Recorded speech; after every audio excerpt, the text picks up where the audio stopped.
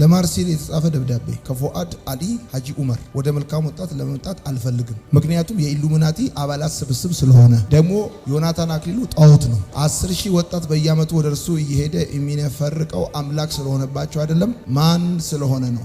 ራሱን ያስመልካል።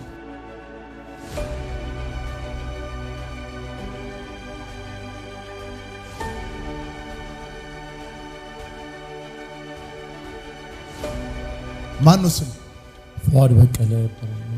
ከየት ከተማ መጣ? ከቡታጅራ።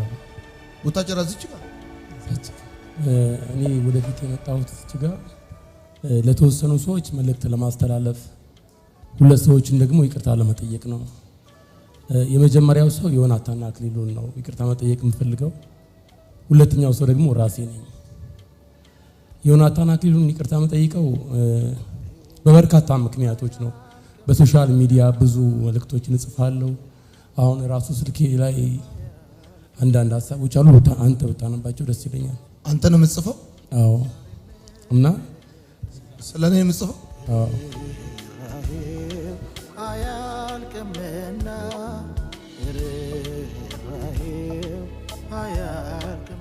እንደውም ለማርሴል ምናምን ብዬ ነው መልካም ወጣት በዓመተ ምህረት ነው መጽፋቸውና መልካም ወጣት 2012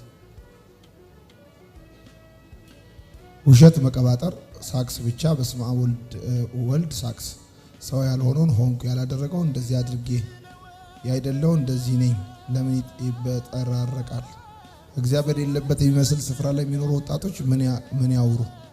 እነርሱም እነዚህም በጥራቆችም እኩል ሱሰኛ፣ ሰካራም ጧዣም ጧዥ ነኝ የሚባሉት። እኔን የሚገርመኝ ዮናታን አክሊሉ ነው። ለመሰከስ ለመዋሸት ትግስቱ ወደ ቦርደር አካባቢ የሚደረገው እኔን የሚገርመኝ ዮናታን አክሊሉ ነው። ለመሰከስ ለመዋሸት ትግስቱ ወደ ቦርደር አካባቢ የሚደረገው እንዴት ይወራ? ወደ ጅጅጋ፣ ቦረማ፣ ቦሳሶ፣ አሻደወሌ ወደ ትጉጭሌ ወንድ ልጅ ፍላጎት ለማሟላት ምን እንደሚሆን ኮኬን የህይወት መስዋዕትነት። ይሄን ፌስቡክ ላይ ነው የምጽፈው። እስቲ የታለ ሌላ? ይሄው እዚህ ለማርሴል የተጻፈ ደብዳቤ ከፎአድ አሊ ሀጂ ኡመር ወደ መልካም ወጣት ለመምጣት አልፈልግም።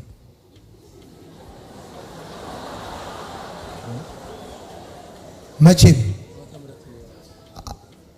ቀን 19/02/2010 መቼም ምክንያቱም የኢሉሚናቲ አባላት ስብስብ ስለሆነ። ወንድ ልጅ እያማጠ እንዴት ያለቅሳል? እንዴት ወንድ ልጅ ፊት እሽሩሩ እየተባለ ያደረገ የተሳተን ሁሉ ይዘገዝካል። ኢትዮጵያዊነት አይደለም። ደግሞ ዮናታን አክሊሉ ጣዖት ነው። 10,000 ወጣት በየዓመቱ ወደ እርሱ እየሄደ የሚነፈርቀው አምላክ ስለሆነባቸው አይደለም፣ ማን ስለሆነ ነው። ራሱን ያስመልካል። ለኔ እንኳን ምርጥ የገንዘብ ምንጭ ሆናችሁልኛል።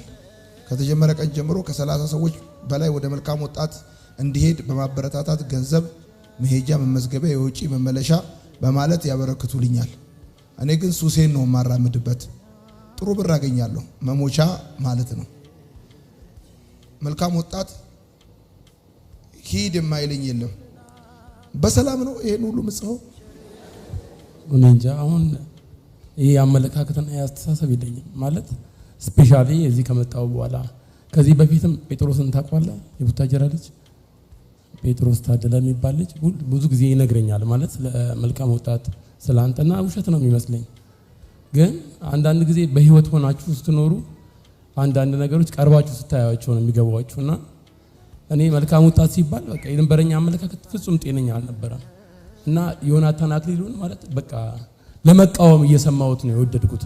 እውነት ልቃወመው በቃ ማለት ከሰዎች ጋር ለመከራከር ጫት ስቅም ቁጭ ብዬ ለማውራት መልካም ወጣት መተው ወደ ቡታጅራ የተመለሱ ሰዎች ስለ መልካም ወጣት ሲያወሩ አፋቸውን ለማስያዝ ምናምን ነበር ዮናታን አክሊሉን መከታተለው። ቻናሉን ተከታትዬ አላውቅም። አንዳንድ አጫጭር ነገሮችን ነው የማየው እና ግን በጣም በሚገርም ሁኔታ ራሴን ማረከኝ ማለት ነው። ወደ መልካም ወጣት ለመምጣት ሳስብ ያደረኳቸው ነገሮች የጻፍኳቸው ጽሁፎች ከ2010 ጀምሮ ማንም ሰው አያውቅም። በተለያየ እንትን ፔጅ እየገባው እጽፋለሁ ማለት ነው። መጥፎ ነገር ጽፌ ያውቃለሁ እና ይቅርታ በጣም ዮኒዬ ይቅርታ አድርጌልሃል። እወድሃለሁ በጣም። እሺ ኢሉሚናቲ ማህበር መጣህ?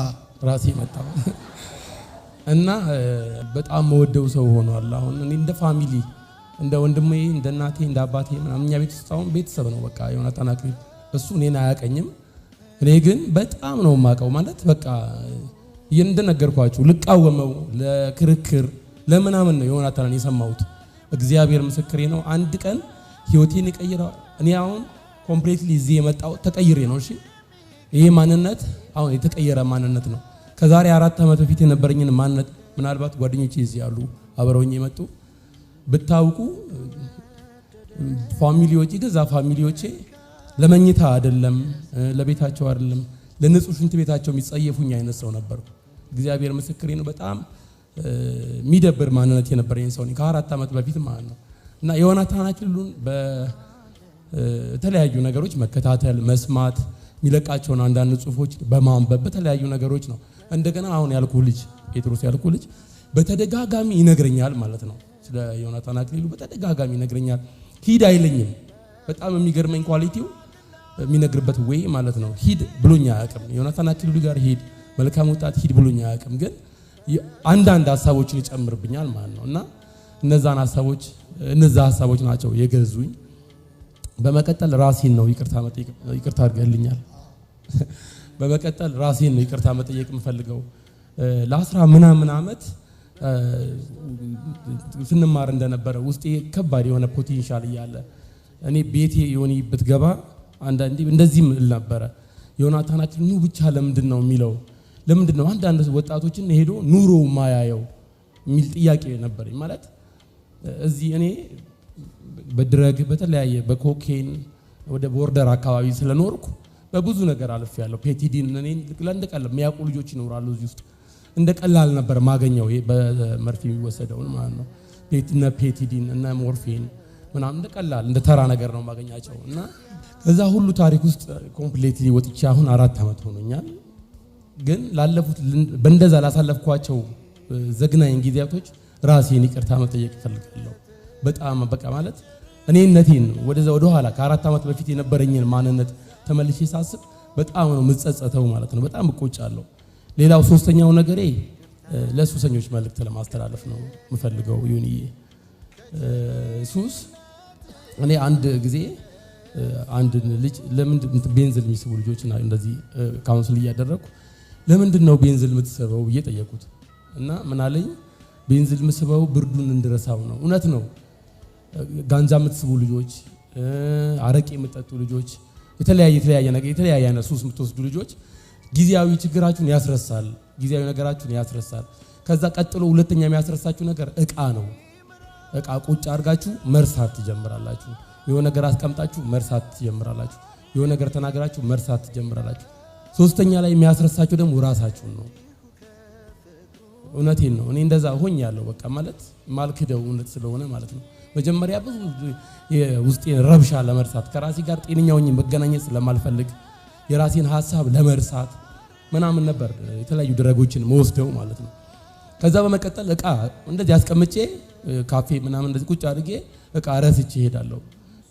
ሀሳብ የሆነ ሰው ቃል ገብቼ አረኔ እንደዚህ አላልኩም አረኔ እንደዚህ አላረኩም ምናምን እላለሁ። እና በሶስተኛ ደረጃ ራሳችሁን ሳትጥሉ ራሳችሁን ሳትረሱ መለወጥ እንዳለብህ አይገባህም ብዙ ነገር። እና ሱስ ምንም አይነት ቫልዩ የለውም፣ ሚዛን የሚደፋ ነገር የለውም። ይሄንን ነው የምለው። አመሰግናለሁ። አንተ አንደኛ ነህ። አመሰግናለሁ። ቻው